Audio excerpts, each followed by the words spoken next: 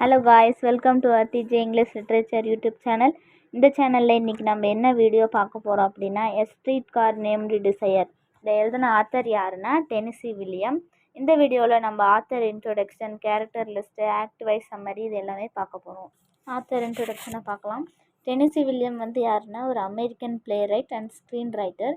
இவர் வந்து நிறைய ஷார்ட் ஸ்டோரிஸ் ரைட் பண்ணியிருக்காரு, நிறையா போயம் ரைட் பண்ணியிருக்காரு, எஸ்ஸேஸ்லாம் ரைட் பண்ணியிருக்காரு. இவரோட நோட்டபிள் ஒர்க்ஸ் என்னென்ன அப்படின்னா, the rose tattoo, cat on a hot tin roof, a street car named desire and night of the iguana, introduction of the play. A street car named desire இது யார் எழுதுனது அப்படின்னா Tennessee William. And இது எப்போ perform ஆனிச்சுன்னா December 3rd, 1947. இந்த பிளேயில் 11 scenes இருக்குது. And இந்த play வந்து புலிட்சர் ப்ரைஸ் வந்து ஏர்ன் ஆயிருக்கு. எப்போ அப்படின்னா 1948. அண்ட் இந்த பிளேயோட ஜானர் என்னென்னா ட்ராஜடி. அண்ட் இந்த பிளேயோட செட்டிங்கை பார்க்கலாம். இந்த பிளேயோட செட்டிங் எங்கே அப்படின்னா நியூ ஆர்லண்ட்ஸ், அமெரிக்காவில் நடக்குது. மேஜர் கேரக்டர்ஸ் ஆஃப் த நாவல். இந்த நாவலில் என்னென்ன கேரக்டர்ஸ் ரொம்ப இம்பார்ட்டன்னா, பிளான்சி தான் ப்ரோட்டகனிஸ்ட். அண்ட் ஸ்டெல்லா, பிளான்சியோட சிஸ்டர் தான் வந்து ஸ்டெல்லாவோட ஹஸ்பண்ட் தான் வந்து ஸ்டான்லி. அண்ட் ஹெரோல்ட் மிட்சல் வந்து யாருன்னா ஸ்டான்லியோட friend. And Eunice and Steve யாருன்னா அப்ஸ்டேர் நெய்பர். டாக்டர் வந்து மென்டல் அசைலம் டாக்டர் இவங்க. அண்ட் யங்மேன் ஒருத்தர் வருவார். அவர் வந்து யாருன்னா நியூஸ் பேப்பர் சப்ஸ்கிரிப்ஷனுக்காக வருவார். இந்த பிளேயோட மெயின் ப்ரோட்டகனிஸ்ட் யாருன்னா பிளான்சி வந்து ஒரு 30 years ஓல்டு விமன். இவங்க யாருன்னா ஒரு டீச்சர். மிசிசிப்பி அப்படிங்கிற ஒரு இடத்துல வந்து டீச்சராக ஒர்க் பண்ணுவாங்க. இவங்க வந்து அவங்க ஜாப்பை வந்து இழந்துருவாங்க. ஸோ எதனால் அப்படின்னா அவங்க வந்து ஸ்டூடெண்ட்ஸ் கிட்ட அஃபேர் வச்சுருந்தனால அவங்களோட ஜாப் வந்து போயிடும். இவங்களோட மேரேஜ் லைஃப் என்ன அப்படின்னா, இவங்களோட ஹஸ்பண்ட் வந்து இறந்துருவாங்க. வந்து ஒரு ஆன்செஸ்டர் ஹோம் வச்சுருப்பாங்க. அந்த ஹோமோட பேர் என்னென்னா பெல்ட்ரீவ். அந்த பெல்ட்ரீவ் வந்து இவங்க கையிலேருந்து போயிடும். ஸோ இதனால் அவங்களுக்கு ரொம்ப டிப்ரெஷன் ஆயிரும், நர்வஸில் வந்து ரொம்ப பிரேக் டவுன் ஆயிரும். ஸோ அவங்க வந்து ஒரு நல்ல நிலைமையில் இருக்க மாட்டாங்க. அதனால் அவங்களோட சிஸ்டர் வீட்டுக்கு போகலாம் அப்படின்னு சொல்லிட்டு இப்போ பிளான்சி வந்து அவங்களோட சிஸ்டர் வீட்டுக்கு போவாங்க. பிளான்சி வந்து அவங்களோட சிஸ்டர் வந்து அவங்களுக்கு ரொம்ப பிடிக்கும். ஆனால் ஸ்டெல்லா வந்து யாருன்னா ஸ்டான்லி மட்டும்தான் லவ் பண்ணுவாங்க. பிளான்சியை வந்து அவங்க ஆஃப்டர் த மேரேஜ் அவங்க ஒன்றும் கண்டுக்க மாட்டாங்க. பிளான்சி வந்து அவள் எப்படி அவங்களோட சிஸ்டர் வீட்டுக்கு வந்தா அப்படின்னு சொல்லி டிஸ்கிரைப் பண்ணியிருப்பா இந்த நாவல் பிளேயில். எப்படின்னா, நான் ஒரு ஸ்ட்ரீட் கார் டிசைர் எடுத்துகிட்டு செமிட்ரிஸ் அப்படிங்கிற ஒரு இடத்துக்கு வந்துட்டு அதில் இருந்து 6 blocks ரைட் பண்ணி இந்த எலிஷியன் ஃபீல்டுக்கு வந்தேன் அப்படின்னு சொல்லி என்னுடைய சிஸ்டர் ஸ்டெல்லாட்ட வந்து சொல்லுவாள்.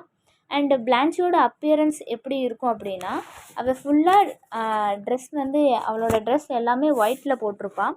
அவள் வந்து ரொம்ப டெலிகேட்டாக தெரியணும் அப்படிங்கிறதுக்காக நிறைய விஷயங்கள் பண்ணுவாள். எல்லா பசங்களையுமே அவள் வந்து ஃப்ளர்ட் பண்ணும் அப்படின்னு சொல்லி நினைப்பாள். அப்புறம் இந்த பிளான்சியோட ஆக்டிவிட்டீஸை பற்றி பார்க்கலாம். பிளான்சி எப்படி இருப்பாள் அப்படின்னா, பிளான்சி வந்து என்ன பண்ணுவான்னா, இப்போ சிஸ்டர் வீட்டுக்கு வந்துடுவா இல்லையா, சிஸ்டர் வீட்டுக்கு வந்தோடனே தன்னோட ஃப்ளாஷ்பேக்ஸ் எல்லாத்தையுமே சொல்லுவாள். நீ வந்து ஸ்டான்லி கூட வந்திருக்கக்கூடாது, நாம் 2 பேரும் பெல்ட்ரீவ்லேயே இருந்திருந்தால் நமக்கு இந்த ஹோம் வந்து கையை விட்டு போயிருக்காது. அப்போ தான் ஒரு விஷயம் வந்து அவளுக்கு தெரியும், ஸ்டெல்லா வந்து ப்ரெக்னெண்ட்டாக இருக்கா அப்படிங்கிற ஒரு விஷயம் வந்து தெரியும். இதனால் வந்துட்டு அவள் ரொம்ப சந்தோஷப்படுவாள். அண்ட் இப்போ நம்ம பிளான்சி வந்து முன்னையே பார்க்கும்போது எல்லாத்தையும் ஃப்ளர்ட் பண்ணணும் அப்படின்னு சொல்லி நினைப்பாங்க இல்லையா, இப்போ அதே மாதிரி இப்போ பிளான்சி வந்து தன்னுடைய சிஸ்டர் ஹஸ்பண்டான ஸ்டெல்லாக்கிட்டேயும் ஃப்ளர்ட் பண்ணுவாள். ஒரு நாள் நைட் வந்து ஸ்டான்லி ஹவுஸில் என்ன நடக்கும் அப்படின்னா, ஸ்டான்லி வந்து கார்ட் கேம்ஸ் வந்து போக்கர் கேம்ஸ் வந்து விளையாடுவாங்க. போக்கர் கேம்ஸ் அப்படின்னா கார்ட் கேம்ஸ் தான்.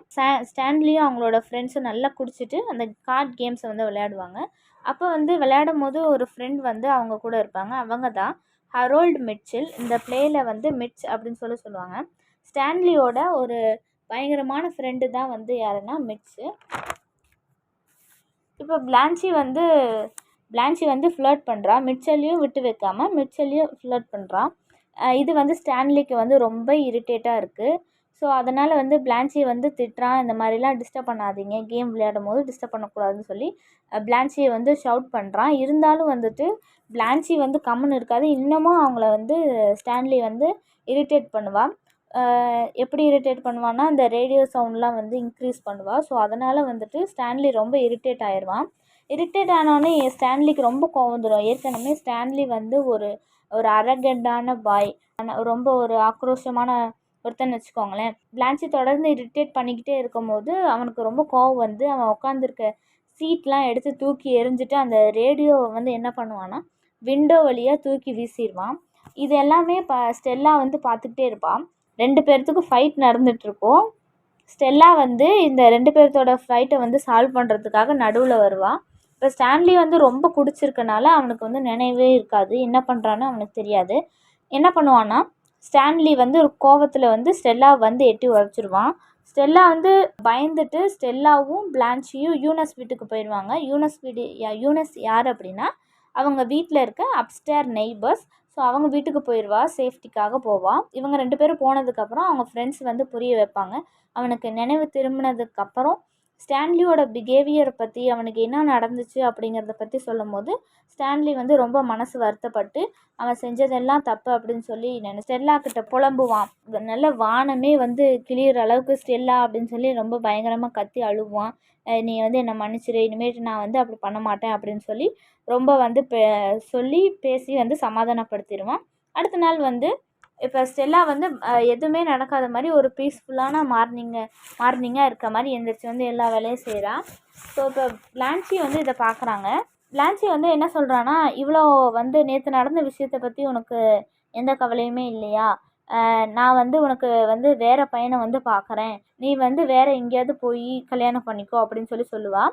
ஆனால் ஸ்டெல்லா வந்து இதை ஒன்றும் பெருசாக எடுத்துக்க மாட்டாங்க. ஸ்டெல்லா வந்துட்டு ஸ்டான்லி மேலே இருக்க பாசத்தில் வந்துட்டு ஸ்டெல்லா வந்து ஒரு பெரிய விஷயமாகவே இதை வந்து எடுத்துக்க மாட்டாங்க. ஸோ இதை வந்து இந்த விஷயத்த வந்து சொல்லிகிட்டு இருக்கும் போது பிளான்ச்சி இந்த விஷயத்த சொல்லிகிட்டு இருக்கும் போது ஸ்டான்லி வந்து பார்த்துருவார். ஏற்கனவே நம்ம ஸ்டான்லிக்கும் பிளான்ச்சிக்கும் ஆகாது. ஸோ இப்போ வந்து தொடர்ந்து இவனை பற்றி இரிட்டேட் பண்ணிவிட்டு இவனை பற்றி தப்பாக சொல்லிக்கிட்டே இருக்கும் போது ஸ்டான்லி வந்து என்ன நினைப்பான்னா, இவன் வந்து எதனால் நம்ம வீட்டுக்கு வந்தா அப்படிங்கிற ஒரு விஷயத்த வந்து கண்டுபிடிக்கணும் அப்படின்னு சொல்லி நினச்சிட்டு இருப்பான். இப்போ வந்து ஸ்டான்லியோட ஃப்ரெண்டு தான் மிச்சும் பிளான்ச்சியும் இப்போ வந்து பிளான்ச்சி வந்து சொல்லுவாள் அவளோட ட்ராஜிக் லவ், அவங்களோட ஹஸ்பண்ட் சூசைடு எல்லாத்தையுமே வந்து சொல்லுவாள். நான் ஃபஸ்ட்டே இன்ட்ரடக்ஷனில் சொல்லிட்டேன் பிளான்ச்சிக்கு என்ன நடந்துச்சு அப்படிங்கிற விஷயத்த வந்து நான் சொல்லிட்டேன். இதே விஷயத்த தான் வந்துட்டு பிளான்ச்சி வந்து மிச்சுக்கிட்ட சொல்லுவாள். இப்போ வந்து இந்த விஷயத்தையெல்லாம் கேட்கும்போது எதனால் அவன் ஹஸ்பண்ட் இறந்தான் அப்படிங்கிற விஷயத்தெல்லாம் கேட்கும்போது மிட்ஸுக்கு வந்து ஒரு மாதிரி அன்கம்ஃபர்டபுளாக ஆகி நர்வஸாக ஆகி அந்த இடத்த விட்டு போயிடுவார். அடுத்த ரிலேஷன்ஷிப்பில் வந்துட்டு எந்த ஒரு கனெக்ஷனுமே இருக்காது. அவங்க 2 பேருமே தனித்தனியாக தான் இருப்பாங்க. 1 மந்த் லேட்டர் அப்புறம் பிளான்ச்சியோட பர்த்டே வரும். பிளான்ச்சி பர்த்டேக்காக ஸ்டெல்லா வந்து பயங்கரமாக ப்ரிப்ரேஷன்லாம் பண்ணுவாங்க. பிளான்ச்சி வந்து என்ன பண்ணுவான்னா தன்னைத்தானே வந்துட்டு நல்லா குளிச்சுட்டு நிறைய பர்ஃப்யூம் போட்டுட்டு நிறைய ஜுவல்லரி போட்டுட்டு நிறைய மேக்கப்லாம் பண்ணிக்கிட்டு அவள் எப்பயுமே ஒயிட் கிளாத் தானே வேர் பண்ணுவாள். ஒயிட் கிளாத்லாம் போட்டுக்கிட்டு எப்பயும் போல் பாட்டு பாடிக்கிட்டு நல்லா ஜாலியாக இருக்கான். ஸ்டெல்லா வந்து பர்த்டே பார்ட்டிஸ்க்கான அரேஞ்ச்மெண்ட்ஸ் எல்லாத்தையுமே பண்ணிகிட்ருக்கா. இப்போ ஸ்டான்லி வந்து ஏற்கனவே வந்துட்டு பிளான்ச்சியை பற்றி கண்டுபிடிக்கணும் அப்படிங்கிற ஒரு விஷயத்தில் வந்து பயங்கரமாக இருப்பான். அதே மாதிரி கண்டுபிடிச்சிருவான். அந்த பர்த்டே பார்ட்டியில் வந்துட்டு எல்லாத்துக்கிட்டையும் சொல்கிறான் என்ன நடக்குது, எதனால் வந்து பிளான்ச்சி வந்து நம்ம வீட்டுக்கு வந்தா அப்படிங்கிற அவளோட பாஸ்ட்டை பற்றி சொல்கிறான். அந்த பர்த்டே பார்ட்டியில் பிளான்ச்சிக்கு என்ன நடந்துச்சு அப்படின்னா, எதனால் அந்த பெல் ட்ரீவ் ஆன்செஸ்ட்ரல் ஹோம் எதனால் அவள் கைவிட்டு போணுச்சு அப்படின்னா, பிகாஸ் ஆஃப் ஹேர் எக்ஸ்ட்ராவேகன்ட் ஸ்பெண்டிங் அதிகத்தனமான செலவு பண்ணதுனால தான் அவளோட வீடு வந்து அவள் கையை விட்டு போணுச்சு. பிளான்ச்சியோட ஆன்செஸ்ட்ரல் ஹோம் லாஸ் ஆனதுக்கப்புறம் அவள் வந்து ஒரு ஹோட்டல் ஃப்ளாமிங்கோ அப்படிங்கிற ஒரு ஹோட்டலில் வந்துட்டு போயிட்டு நிறைய மென்ஸ் கூட வந்து ஃப்ளர்ட் பண்ணிவிட்டு அவளோட டைமை வந்து ஸ்பெண்ட் பண்ணுவாள். அப்புறம் இவளோட ஜாப் வந்து எப்படி லீவ் ஆணுச்சு, அவள் கைவிட்டு எப்படி லாஸ் ஆணுச்சு அப்படின்னா, இவள் வந்து ஒரு 17 இயர்ஸ் ஓல்டு ஸ்டூடெண்ட்ஸ் கூட ஒரு அஃபேர் வச்சுருந்துருப்பாள். ஸோ அதனால் இவளை வந்து அந்த இடத்துல இருந்து ஃபயர் பண்ணிடுவாங்க.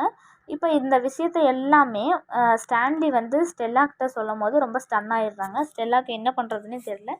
ஸோ இப்போ வந்துட்டு இந்த பர்த்டே பார்ட்டியில் வந்து ஸ்டான்லி என்ன பண்ணுவார்னா ஒரு கிஃப்ட் தருவார். அந்த கிஃப்ட் என்னென்னா பஸ் டிக்கெட். அந்த பஸ் டிக்கெட் வந்து எதுக்காக அப்படின்னா, நம்ம பிளான்ச்சியை திருப்பி மிசிசிப்பிக்கு அனுப்பிடணும் அப்படிங்கிறதுக்காக பஸ் டிக்கெட்லாம் எடுத்துகிட்டு போயிட்டு பிளான்ச்சிக்கிட்ட கொடுப்பாரு. 3 விஷயம் வந்து இந்த பர்த்டே பார்ட்டியில் நடக்கும்.